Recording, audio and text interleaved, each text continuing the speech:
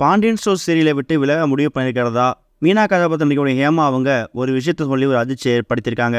அவரோட விவரத்தை அந்த வெளில பார்க்க போகிறோம். விஜய் டிவி டெலிகாஸ்ட் ஆகக்கூடிய பாண்டியன் ஸ்டோர்ஸ் சீரியலில், அதாவது 2வது பாகத்தில் மீனா கேரக்டர் நடிச்சிருக்கக்கூடியவர் தான் ஹேமா. சொல்லப்போனால் முதல் பாகத்துலையுமே மீனா கேரக்டர்லேயும் தான் நடிச்சிருந்தாங்க.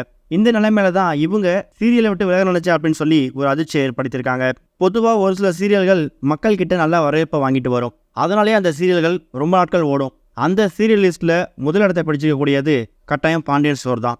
5 வருஷங்களுக்கு மேலே டெலிகாஸ்ட் ஆகக்கூடிய இந்த பாண்டியன் ஸ்டோர் சீரியலில் இப்போ 2வது பாகத்தை கடந்து வந்துட்டு இருக்கோம். இந்த 2வது பாகத்திலையும் மீனா அப்படின்னு சொல்லக்கூடிய கதாபாத்திரத்தில் ஹேமா அப்படிங்கிறத நடிச்சு வந்துட்டு இருக்காங்க. பார்ட் 1ல் கதிர் முல்லைக்கு எந்த அளவுக்கு ஃபேன்ஸ் இருந்தாங்களோ அதை விட தாண்டி மீனா செந்தில் பேருக்கு சீசன் 1லையும் சீசன் 2லையும் எக்கச்சக்கமான ரசிகர்கள் வந்துட்டு இருக்காங்க. இதில் மீனா கதாபாத்திரனுடைய ஹேமா ஏற்கனவே பல சீரியல் நடிச்சிருந்தாலும் இவங்களுக்கு பெரிய அளவுக்கு பேர் வாங்கி கொடுத்தது பாண்டியன் ஸ்டோர் சீரியல் தான். அதே மாதிரி சீரியலில் ஹேமா கர்ப்பமாக இருக்க மாதிரி, அதாவது மீனா கதாபாத்திரம் கர்ப்பமாக இருக்க மாதிரி காமிச்சிருந்தாங்கல்ல, அந்த நேரத்தில் அவங்க நிஜத்துலையுமே கர்ப்பமாக தான் இருந்திருக்காங்க. குழந்தை பிறந்ததுக்கு அப்புறமா 2 நாட்களுக்கு முன்பு வரைக்கும் ஷூட்டிங்கில் கலந்துக்கிட்டாங்க. ஹேமா குழந்தை பிறந்து 1 மாதத்துக்கு அப்புறம் தான் மறுபடியும் நடிக்க வந்தாங்க. அதுலேயும் கொரோனா காலகட்டத்தில் இவங்க தொடர்ந்து சீரியல் நடிச்சிட்டு இருந்திருக்காங்க. அந்த நேரத்தில் எக்கச்சக்கமான ரசிகர்கள் இவருக்கு அட்வைஸும் கொடுத்துருக்காங்க.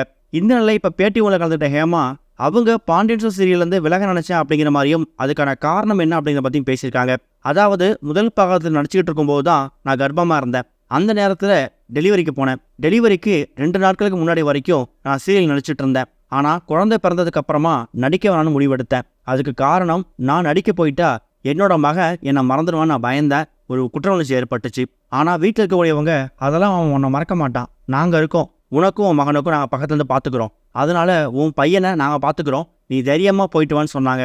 இருந்தாலும் ஷூட்டிங்கில் நடிச்சிட்டு இருக்கும்போது குழந்தைய தூக்கி பால் கொடுக்கும்போது எனக்கு அவ்வளோ குற்ற உணர்ச்சியாக இருக்கும் அப்படிங்கிற மாதிரியும், என் பையனை சரியாக என்னால் பார்த்துக்க முடியல, அவனை நல்லபடியாக என்னால் வளர்க்க முடியல வருத்தமாக இருக்கும். அந்த நேரத்தில் எனக்கு சீரியல் நடித்தவங்களும் நல்லா சப்போர்ட் பண்ணாங்க, குடும்பத்தை சேர்ந்தவங்களும் சப்போர்ட்டாக இருந்தாங்க.